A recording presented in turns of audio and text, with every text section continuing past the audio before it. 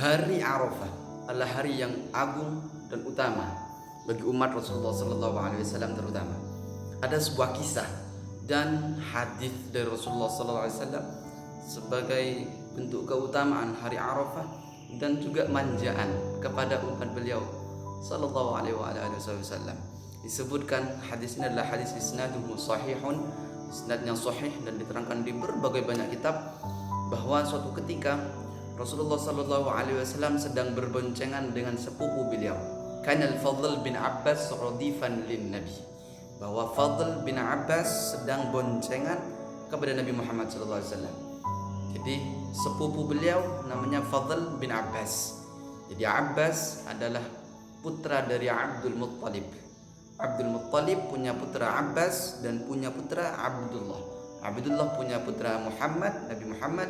Abbas punya putra Fadl salah satunya. Jadi Nabi Muhammad dengan Fadl bin Abbas sedang berboncengan. Di tengah perjalanan Fadl bin Abbas yulahidhun nisa wa yanzuru ilaihinna, melirik perempuan yang bukan mahram dan memandangnya. Sekilas Nabi Muhammad melihat itu, mencegah dan menegur sepupunya tersebut. Seraya beliau bersabda, "Ya bena akhi, wahai sepupuku, inna hadza yaumun man malaka fihi sam'ahu wa basarahu wa lisanahu ghufira lah." Kata Rasulullah SAW, wahai sepupuku, ketahuilah bahwa hari ini hari Arafah adalah suatu hari di mana orang yang memiliki kekuasaan, yang mampu menguasai nafsunya, menguasai pandangannya, menjaga pandangan, pendengaran dan lisannya, maka akan diampuni oleh Allah Subhanahu wa taala. Dalam riwayat yang lain, man ghadda basarahu wa hafidha farjahu wa lisanahu ghufira lah.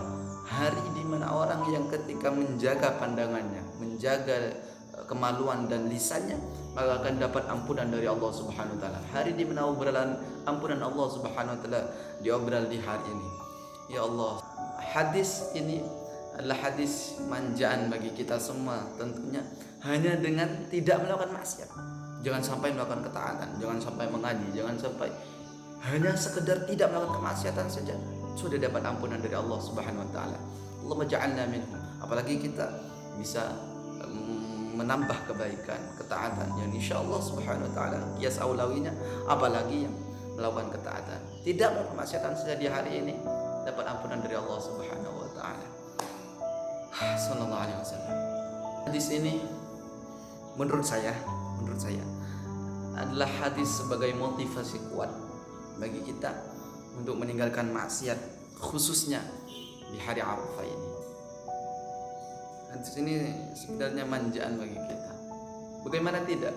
Dengan hanya meninggalkan maksiat, jangan sampai lewat taat, meninggalkan saja, sudah dapat ampunan dari Allah Subhanahu wa taala.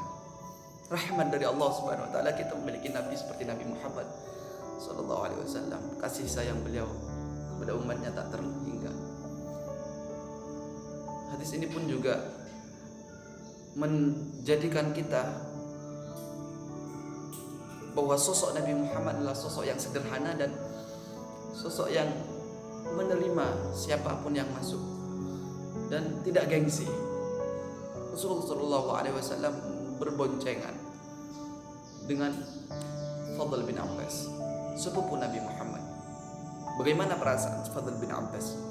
Andaikan itu saya, andaikan itu kita sebagai umat beliau, kita boncengan kepada Rasulullah Sallallahu Alaihi Wasallam, berdekatan dan bersentuhan kepada Rasulullah Sallallahu Alaihi Wasallam.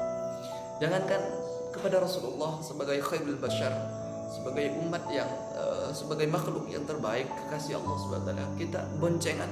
Jangan sampai boncengan semobil dengan guru kita, dengan masyayikh kita, dengan orang yang kita cintai, luar biasa. Bahagianya luar biasa, apalagi sekelas Fadl bin Abbas yang bersentuhan kepada Rasulullah SAW. Ini menunjukkan kesederhanaan Rasulullah SAW. Sekaligus motivasi bagi kita di hari Arafah ini. Mari tunjukkan semangat dan bahagiakan Rasulullah SAW, karena Rasulullah SAW yang menjadikan hari ini sebagai hari yang mulia, sehingga beliau mencetuskan hadis orang yang meninggalkan maksiat akan diampuni oleh Allah. Semoga kita termasuk dari bagian orang-orang tersebut dan menjadi kebanggaan bagi Rasulullah SAW. Amin. Assalamualaikum. Salam pecinta Rasul.